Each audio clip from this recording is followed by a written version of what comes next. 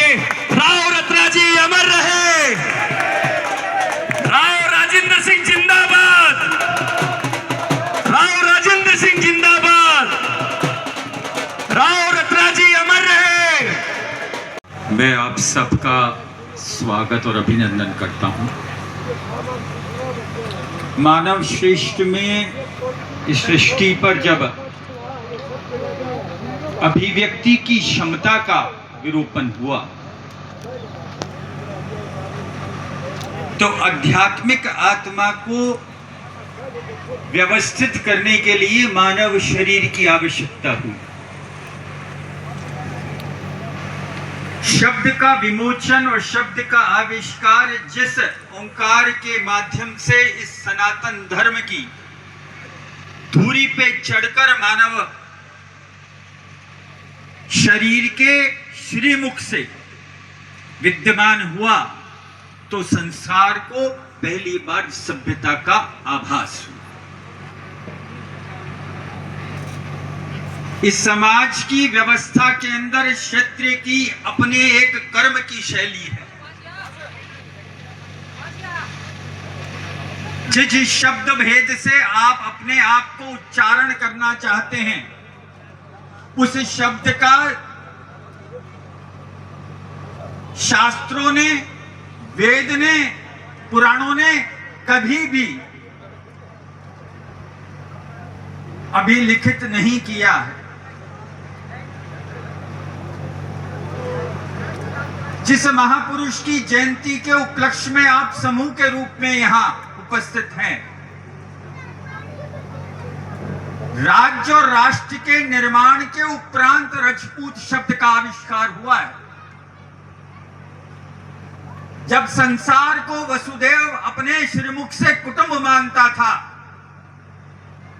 जब राष्ट्र की सीमा नहीं थी, धरा की परिधि के अंदर विद्यमान समस्त मानव जीव परिवार के अंश थे, तब उन्होंने सनातन की व्यवस्था में क्षत्र के उल्लेखित कर्म को प्रतिपादित करने के लिए उस श्रेणी का उपस्थापन किया जिसके आप और हम अवशेष हैं।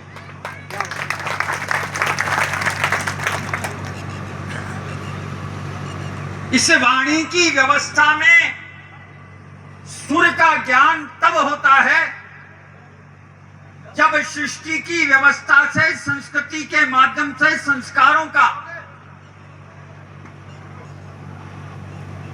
अपने जीवन में प्रतिपादित करने का आप श्रम करते हैं तो आपका स्वयं का प्रारब्ध आपके परिश्रमिकी के माध्यम से जब समाज के समूह में अवतीर्ण होता है तो सभ्यता की उस व्यवस्था के कर्म की क्षेत्र में एक क्षत्रिय का चरित्र क्या होता है उसको आप उत्कृष्ट रूप से अपनी व्यवस्थाओं के माध्यम से उपस्थित करते हैं। किसी की जयंती की व्यवस्था में उसके स्वयं के जीवन के कुछ अंश आप अपने विवेक के माध्यम से धरातल पर मानव समूह को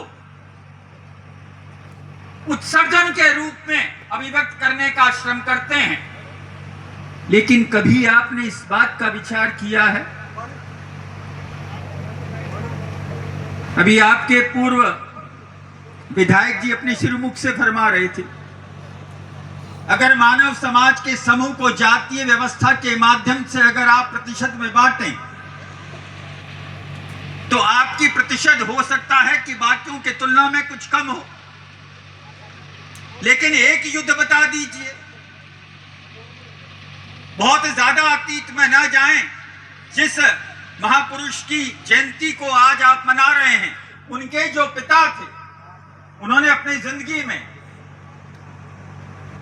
55 साल का उनका जीवन काल रहा। 12 साल की उम्र में उन्होंने अपने पिता के स्वर्गवास के उपरांत शेखावाटी के अमरसर में उस राज्य की बागडोर संभाली। जब राज्य की बागडोर संभाली तो 12 गांव का राज्य था और 12 साल अगर आप आप 55 में से निकाल दें तो शेष कितने रहे? कितने रहे? 53 युद्ध उन्होंने लड़े। औसतन हर 6 महीने में एक युद्ध था। और अभी मास्टर साहब अपने श्रीमुख से फरमा रहे थे, उनके भाव बिल्कुल सही थे, लेकिन उसमें जो आपने सैद्धांतिक व्यवस्था का परिणाम दिया, घाटवा का युद्ध 6 साल तक चला। इस संसार का द्वितीय विश्व युद्ध भी 6 साल ही चला था, लेकिन महाराज शेखाजी का जो अंतिम युद्ध था घाटवा का, जहां 1488 में उन्होंने अपने जीवन को वीर गति के स्वरूप में समर्पित किया, वो युद्ध 6 साल तक चला। और युद्ध किसी राज्य की सीमा बढ़ाने के लिए नहीं था। यह युद्ध अपने आप में सैद्धांतिक चरित्र की विशेषता रखा हुआ है कि समाज के प्रति किस प्रकार का, मानव समाज के प्रति किस प्रकार का दायित्व एक शासक को निभाना चाहिए, एक क्षत्रिय को निभाना चाहिए। सबसे उत्कृष्ट उदाहरण अगर पूरे इतिहास में लिया जाए तो महाराज शेखाजी के इस युद्ध जैसा आपको स्मरण करने लायक उदाहरण नहीं मिलेगा। अमृतसर की राज्य की व्यवस्थाओं से परे गौड़ों का एक राज्य जो जीर्ण माता के पर्वत माला के उत्तरार्ध में था, वहां किसी एक शासक के अत्याचार से एक महिला का सुहाग उजड़ गया, एक नव विवाहित महिला का सुहाग उजड़ गया। उजड़ने का कारण जो आपसे पहले जिन्होंने अपनी बात को विवक्त किया वो वहां तक ठीक था, लेकिन वहां के समस्त शासकों पर जब वो ये गुहार लेके गई कि मेरे पति ने गुनाह क्या किया था, उन्होंने अपने लिए 2 परात उस सरोवर में खोद के रखी और मेरे लिए कहा कि 2 परात मैं इसके लिए भी खोद दूंगा। लेकिन ये जिद कि उस नव वधू से वो कार्य कराएं, उस क्षत्रिय चरित्र के उस योद्धा को स्वीकार नहीं था और उसने अपने पत्नी की, नव विवाहित पत्नी की सुरक्षा में अपने जीवन का बलिदान दे दिया। 33% आरक्षण की बात हो रही है, चुनाव लड़ने की बात हो रही है, चुनाव लड़ाए जाने की बात हो रही। ये धावक बैठे हैं पीछे, श्री राम सिंह जी। जब ये ओलंपिक में दौड़े थे ना, तो कोई ईसाई नस्ल का था, कोई इस्लाम नस्ल का था, लेकिन इसकी क्षमता थी, इसके खुद के परिश्रम का पुरुषार्थ था, जो ओलंपिक के उस खेल में इनको पदक तो नहीं दिला पाया, लेकिन भारत की व्यवस्था में कीर्तिमान स्थापित करने का उसने कार्य किया। यह होती है क्षत्रिय की दक्षता। अब मैं आपसे पूछना चाहता हूं, महाराणा प्रताप को ले लीजिए, महाराव शेखाजी को ले लीजिए, महाराणा सांगा को ले लीजिए, छत्रपति शिवाजी को ले लीजिए, चाहे जिस योद्धा के बारे में आप बात करें, एक ऐसी सेना बता दीजिए जिसमें सिर्फ एक ही जाति के लोग हुए हो। आपके नेतृत्व में वो क्षमता थी कि आपकी तलवार की धार के नीचे वो 5 साल का मतदान नहीं, वो जीवन के शीश अपने जीवन को बलिदान करने के लिए अपने सर कटा देता था। वो पूरा मानव समाज तुम्हारे साथ उस सेना में लड़ता था।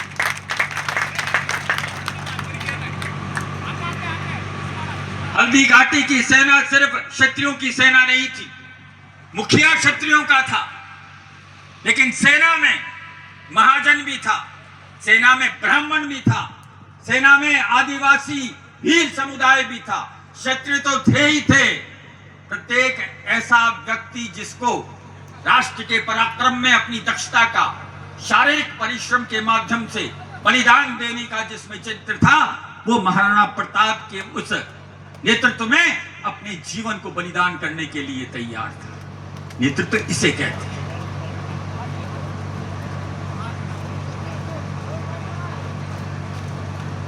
अब एक बात बताइए, महाराज शेखा जी के तो 12 पुत्र थे।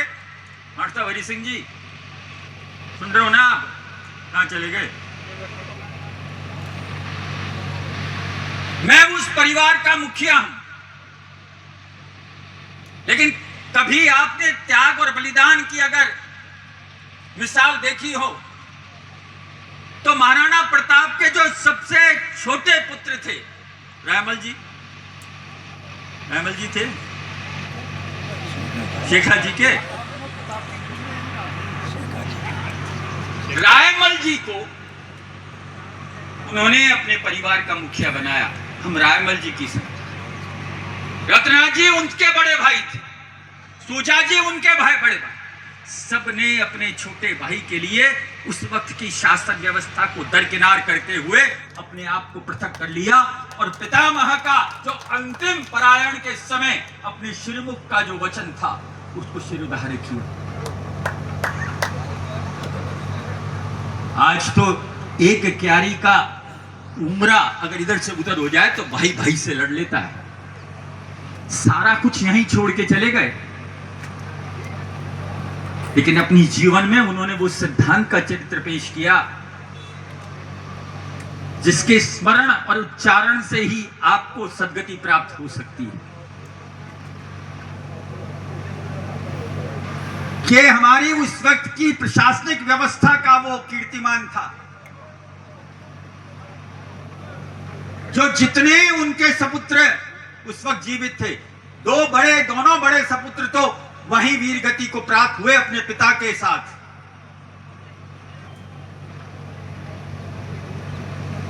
लेकिन उस वक्त तो समस्त राष्ट्र की व्यवस्था आपके हाथ में आ सकती थी। 360 गांवों का बहुत विशाल राज्य था, 300 बीघा का नहीं था, 360 गांवों का था। हिसार से लगाकर और सांभर तक, और 1477 में आमेर राज्य से पृथक होकर उन्होंने अपने आप को स्वतंत्र घोषित कर लिया था। जिस चंद्रसेन जी की बात हो रही थी ना, उसमें संधि यही हुई थी कि आप हमारे सबसे बड़े भाई हैं, हमारे कच्छावा वंश के मुखिया हैं, आपका आदर और सम्मान में कहीं कोई कमी नहीं आएगी। लेकिन आप हठकर्मी से अगर हमसे कुछ ले सकें या लेना चाहें तो एक क्षेत्र के सिद्धांत में ये कहीं भी उसके चरित्र को शोभा नहीं देती। और 1477 से चला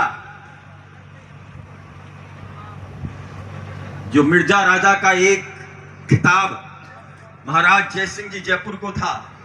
ये तो हरि सिंह जी आपको भी नहीं मालूम होगा कि आपके शेखावत वंश में किसके पास था ये। आप जब शाहपुरा से जयपुर की तरफ चलते हैं तो एक गांव आता है, एक नगर पालिका हो गई मनोहरपुर, जहां टोल देना पड़ता है आपको। वो जिस शेखावत मुखिया के नाम से अलंकृत है, मनोहर दास जी, मिर्जा राजा का खिताब भी मनोहर दास को मिला था। अब ताली मत बजाना, अब आती है उस श्रृंखला की बारी। उनको मिर्जा राजा का खिताब किसी युद्ध के कौशल की वजह से नहीं मिला, वो अपने आप में Persian law of Islam, Bharat के सनातन धर्म की व्यवस्था के पुराण रामचरितमानस और इस्लाम के कुरान के वो पन्ने जिनको सस्मरण अपने ज्ञान की बुद्धि से विमोचित करते हुए उन्होंने रामायण का तो विमोचन किया उर्दू में, और इस्लाम और पर्शियन व्यवस्था की कुरान का विमोचन किया संस्कृत की भाषा में। ये जैन जी के लिए था, ये ना तो मोबाइल था, ना यूनिवर्सिटी थी, ना विश्वविद्यालय था। विधायक महोदय, वहां तो उस वक्त तो पाठ्यक्रम किसी विद्वान की वाणी से स्मरण किया हुआ, और एक राज्य का शासक, अगर आप आज भी जयपुर म्यूजियम के पांडुलिपियों के उस,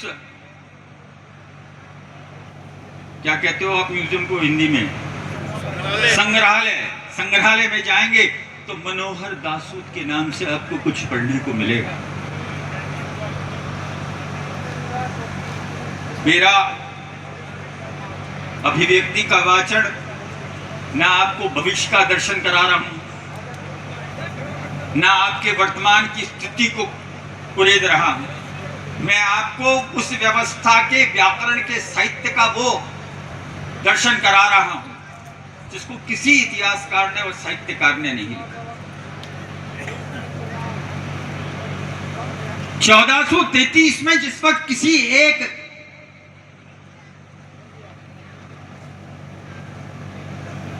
शासन का साम्राज्य नहीं था, अकबर के बहुत पहले की बात है ये, और एक भी युद्ध महाराज शेखाजी ने जो अमृतसर से चले और हिसार तक आ गए, और जिनके बेटे रायमल जी के सेना में शेरशाह सूरी के दादा और पिता, दादा व्यापारी थे, पिता युद्ध कौशल में थे, जिन्होंने अपने जीवन में 7 साल सेवा कार्य दिए, और शेरशाह सूरी के 2 साल बाल्यकाल के अमृतसर के अंदर गुजरे। एक भी युद्ध उन्होंने धन का संग्रह करने के लिए या सीमाओं को बढ़ाने के लिए नहीं किया। जितना अत्याचार अगल बगल के राज्यों के शासक वहां की प्रजा पर करते थे, प्रजा की दुहाई पर जा जाकर उनके लिए उन्होंने संघर्ष किया, और उस प्रजा ने ही कहा कि अब आप ही हम शासन व्यवस्था में आना चाहते हैं, आप ही हमारे शासक रहिए। ये आपके पूर्वज का इतिहास है।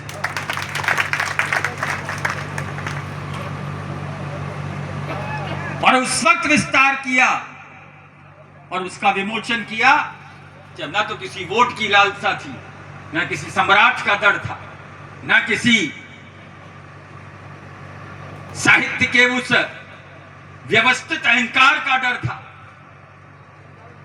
उन्होंने एक क्षेत्र के चरित्र के दर्शन को अपने जीवन की व्यवस्था में दर्शनार्थ नहीं, उदाहरण के रूप में पेश कर आपको एक दार्शनिक समाज की व्यवस्था में अपने साहित्य से उल्लेखित किया है। इस शरीर में जो रक्त दौड़ रहा है ना, वो पॉजिटिव हो सकता है, बी पॉजिटिव हो सकता है, वो नेगेटिव हो सकता है, लेकिन जिस परिवार से आप आते हैं उसके परिवार के मुखिया ने साहित्य को वो चरित्र का चित्रण कराया है जो मर्यादा पुरुषोत्तम श्री राम ने अपनी व्यवस्था में एक मनुष्य को किस प्रकार से परिवार, पिता और समाज की व्यवस्था में समर्पण भाव और त्याग की व्यवस्था का पूरक होना चाहिए, इस व्यवस्था को इस कलयुग में, उत्तरेता काल की व्यवस्था को इस कलयुग में किसी ने संपादित किया है, तो उसका नाम महाराज शेखाजी है और उसके पुत्र का नाम राव रत्नाजी। अब आप बताइए, किसी जयंती के पर्व में चुनाव की बात करें या चयन की बात करें, परिसीमन की बात करें या परिधि की बात करें,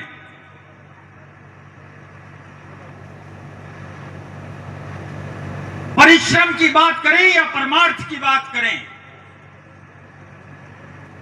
क्षेत्र की शासकीय व्यवस्था के आचरण में राज्य करने की जो योग्यता है, उससे बड़ी योग्यता बलिदान और धैर्य पर समर्पित करुणा की वासना है, जो व्यवस्थाओं के आधार पर साहित्य को उत्तम श्रेणी का अलंकरण प्रदान करती है।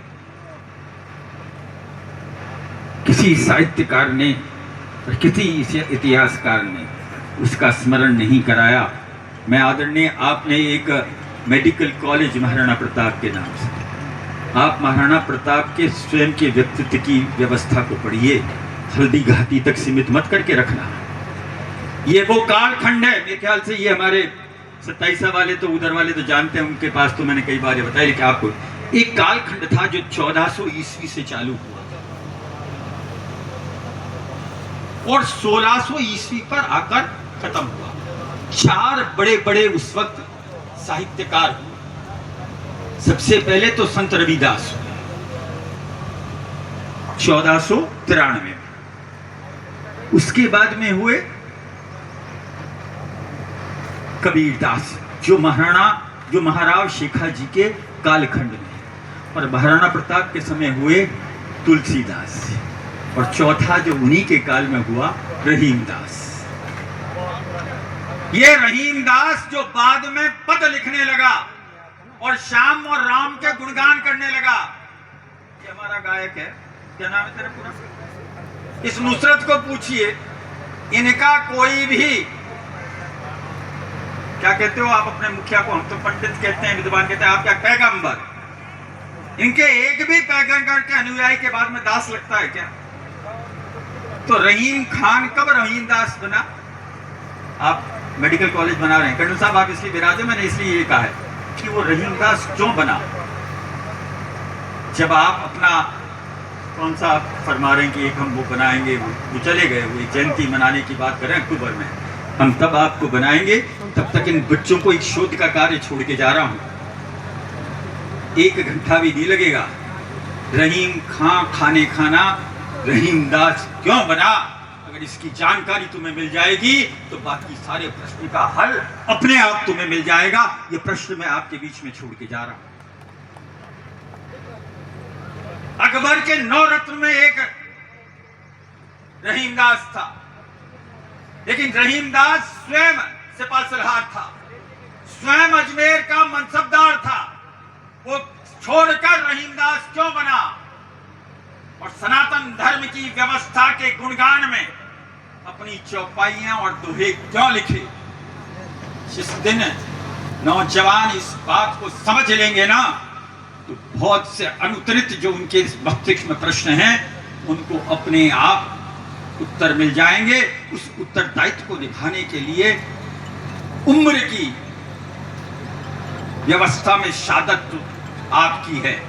हम तो उम्र की उस व्यवस्था में चले गए कि उत्तरार्ध कब समाप्त हो जाए और निद्रा में हम कब चले जाएं और प्रभु के चरण में हम कब समा जाएं। ये वक्त के सूक्ष्म अध्याय का एक आखिरी पड़ाव है, लेकिन सड़क पर उतरने से पहले, नारे लगाने से पहले ये चिंतन जरूर करना कि जिस उच्चारण से शब्द के बाण तुम चला रहे हो, ये वही शब्द हैं जो सनातन की कीर्ति से कीर्तिमान को स्थापित करने के लिए पुरुषार्थ की व्यवस्था का विमोचन के रूप में अभिव्यक्ति की क्षमता किसी मनुष्य को दी। और मनुष्य में मानव श्रेष्ठ एक क्षत्रिय होता है। शब्द के पहले चिंतन, चिंतन से पहले ईश्वर का स्मरण।